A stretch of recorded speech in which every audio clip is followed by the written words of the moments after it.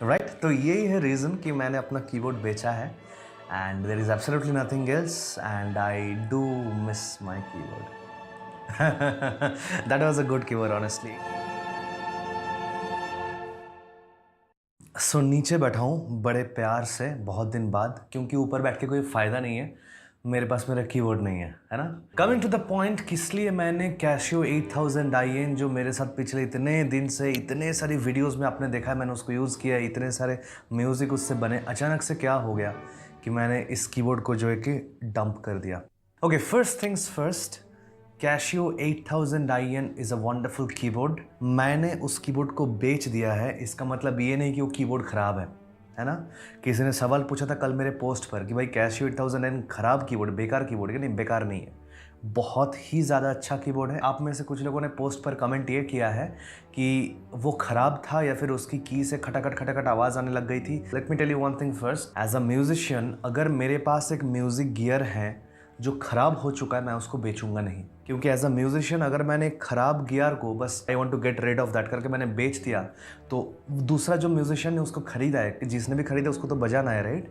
तो वो जो बंदा है उसके लिए वो नाइंसाफ़ी होगी, है ना। अगर कीबोर्ड अच्छा नहीं है तो मैं बिल्कुल उसको नहीं बेचता। तो शुरू से शुरुआत करते हैं, इस कीबोर्ड को मैंने परचेस क्यों किया था एट द फर्स्ट प्लेस। क्योंकि उस वक्त मैं जो है I was starting out my phase 2 of music production. उसके पहले मैं जो करता था वो कुछ दिन के लिए एक ब्रेक उसमें आ गया था, फिर मुझे फेज़ 2 चालू करना पड़ा। उसमें मुझे एक कीबोर्ड चाहिए था जिसमें रेडी टू यूज़ साउंड्स हो, है ना, और मीडी कैपेबिलिटी भी हो, क्योंकि मेरे दिमाग में ये था कि मुझे परफॉर्म करना भी ज़रूरी हो सकता है एंड मेरे लिए जो है म्यूज़िक बनाना तो ज़रूरी है ही, राइट।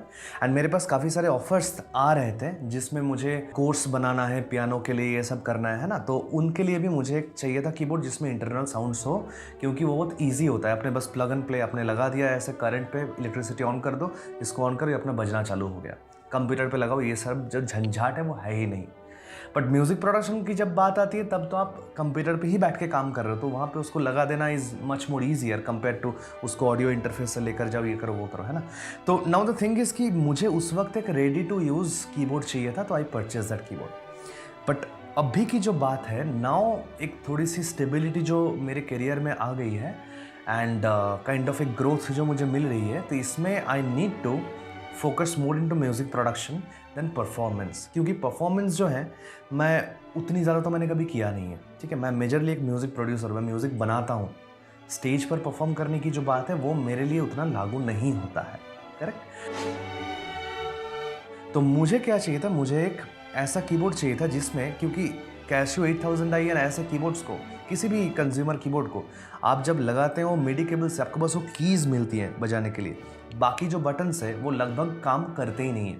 मतलब मैक्सिमम जो बटन्स होते हैं वो इस कीबोर्ड को, अगर आप इस कीबोर्ड की तरह बजाएंगे तो उसमें वो काम आते हैं, बट उसको अगर आप ऐसा चाहते हो कि उसको यूज़ करके आप अपना जो सॉफ्टवेयर होता है, म्यूज़िक सॉफ्टवेयर डॉ जिसको कहते हैं, उसको कंट्रोल करोगे तो वो नहीं हो पाता है, ठीक है। मैक्सिमम बटन काम नहीं करते हैं। बट मुझे ये चाहिए था कि मेरे पास थोड़े से और ज़्यादा कंट्रोल्स मेरे कीबोर्ड में रहे। तो देखो ना, मिडी कीबोर्ड मैं वैसे भी खरीद लेता अगर मैं इसको बेच नहीं रहा होता, क्योंकि ये कीबोर्ड एंड मिडी कीबोर्ड ये दोनों अलग अलग पर्पस सर्व करते हैं। बट इसका मिडी के अलावा दूसरा जो पर्पस है यानी कि परफॉर्मेंस, वो मुझे कभी करनी उतनी है नहीं। अगर चाहिए होगी तो मैं बाद में और एक कीबोर्ड मैं खरीद सकता हूँ, बट अभी मुझे वो नहीं करनी है। And then I found somebody जिसको जो एक कैशियो का पुराना कीबोर्ड यूज़ कर रहा था 2550 something like that, and he wanted to upgrade. उसको जो है मार्केट प्राइस उसका 18,000 19,000 के आसपास जा रहा है, कहीं कहीं 17,000 का मिल जाता है।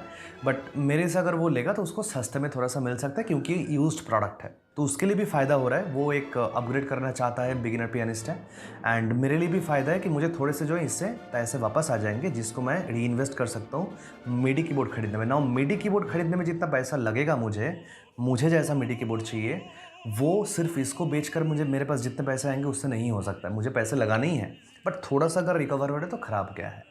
अच्छा, और एक चीज़ समझो, ये जो कैशियो 9000 8000 IN हो गया, आपका यामाहा PSR i500 हो गया, कॉर्ग का EK15, रोलैंड DX20 X30, ये सब जो रेंज के जो कीबोर्ड्स है ना, दीज आर एक्चुअली एक इन बिटवीन सोल्यूशन है। इन बिटवीन सोल्यूशन मतलब क्या, ना तो ये बहुत अच्छे होते हैं ना ये बहुत ख़राब होते हैं, ये बीच में कहीं ना कहीं, तो आपका हर एक टाइप का जो पर्पस है उसको ये सॉल्व कर देता है। जैसे कि अच्छे टोन्स मिल जाते हैं, मोर और लेस इंडियन वर्जन टोन्स मिल जाते हैं, आपको कुछ एकम्पनीमेंट स्टाइल्स मिल जाती हैं, कुछ रिदम्स मिल जाते हैं, तो कुल मिला के this is a good package and it is definitely a very good package अगर आप स्टार्ट करो आपके लिए। लेकिन जब आप थोड़ा सा एक्सपीरियंसड हो जाते हो, आपको दिशा चुननी पड़ती है कि आप किस तरफ जाना चाहते हो।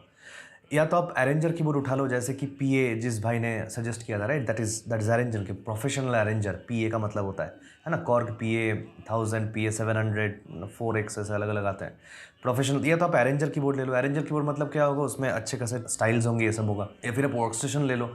अब वर्क स्टेशन मतलब उस कीबोर्ड के अंदर ही जैसे कि कंप्यूटर घुसा के रखा हो। ये वीडियो आप देख लीजिए जहाँ भी आ रही हो, इस पे मैंने ये सारी चीज़ों पे बात कर रखी हुई है, बहुत अच्छे से समझाया हुआ है कि कौन से कैटेगरी का कीबोर्ड क्या होता है। तो मेरे लिए सबसे ज़्यादा जो इंपॉर्टेंट कैटेगरी है that is obviously MIDI keyboard. But अगर मैंने एक सिर्फ लेट से 10,000 रुपये का मिडी कीबोर्ड उठा लिया जिसमें सिर्फ कीज़ हैं, तो इस कीबोर्ड के साथ उस कीबोर्ड का कोई ज़्यादा अंतर नहीं है। In fact then this is better, क्योंकि इसमें भी सिर्फ कीज़ ही मिल रही हैं, उसमें भी सिर्फ कीज़ ही मिलती हैं एंड इस पर उसके साथ साथ मुझे एक्स्ट्रा साउंड्स मिल जा रहे हैं। तो मैं बेकार का वो कीबोर्ड क्यों उठाऊँ, उसका कोई मतलब नहीं बनता है।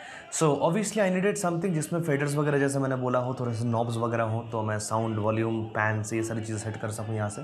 एंड उस पर जो है ट्रिगर पैड्स हों। ट्रिगर पैड्स मैं बताऊंगा क्या होता है, मेरा कीबोर्ड आने तो मैं उसकी एक रिव्यू वीडियो बनाऊंगा। Stay tuned, that video will come very soon.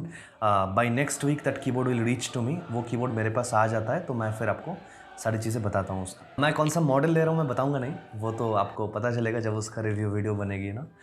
But anyways, तो that is the main purpose for me. I am also planning to buy a digital piano, क्योंकि देखो कीबोर्ड में मैं लगभग जो है मैक्सिमम टाइम मैं पियानो का ही जो है मैं साउंड यूज़ करता था, पियानो की वॉइस यूज़ करता था। तो पियानो की वॉइस ही अगर मुझे यूज़ करनी है एंड मुझे अगर रेडी टू प्ले साउंड चाहिए, तो obviously a digital piano will be a much better option, क्योंकि एक तो उस पर 88 कीज़ होते हैं, है ना। तो ये सारी चीज़ें हैं, तो वो मैं एक सोच कर रखा हूँ, मैं खरीदूंगा, but maybe not right now, probably after a few months, 6 महीना 8 महीना बाद। अभी बिल्कुल नहीं, क्योंकि अभी जो काम है वो इससे मेरा निकल जाएगा, ठीक है। ये भी कीबोर्ड मैं 61 कीज़ का ही खरीद रहा हूँ, यानी कि फुल साइज़ कीज़, जैसे इसमें इसका जितना लंबा जैसा था वैसा वाला ही होगा, जितना बड़ा सा था उतना ही होगा, बट फंक्शनलिटी अलग हो जाएगी। That's the only thing, right. तो यही है रीज़न कि मैंने अपना कीबोर्ड बेचा है and there is absolutely nothing else and I do miss my keyboard. That was a good keyboard honestly. 8000 IN के साथ मैंने 1 साल से ज़्यादा बिता लिया and that was a fantastic keyboard. You wanna buy it, you go ahead and buy it. की जो खटाखट साउंड आती है वो आएगी, हर एक कैसियो के कीबोर्ड में वही आवाज़ आती है। Let that be there, still I love that, right. So मैंने PSR i500 भी सोचा था एक बार कि मैं वो उठा लूँ, लेकिन PSR i500 लेना और कैसियो 8000 या 9000 लेना बात तो एक ही है ना, कोई डिफरेंस नहीं है। That is literally the same thing, just the companies are different, sound थोड़ा बहुत इधर उधर होगा, बट बाकी जो है वो तो सेम ही कीबोर्ड है। तो मैं doesn't make sense for me, alright.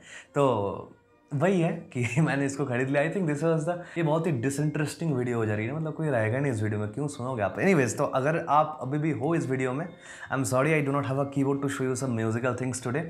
May be next video में, I do not know, I will probably have it, but I wanted to share with you कि there is no intention to defame Casio or say that Casio is bad. It is not bad at all. जिन्होंने comment किया था कि 8000 IN खरीदना चाहिए, please खरीद लीजिए। 8000 IN is fantastic, honestly. Go for it, nothing to worry, and I am going to get settled with a MIDI keyboard, and once I buy the digital piano, then I'll have 2 pieces of gears with myself.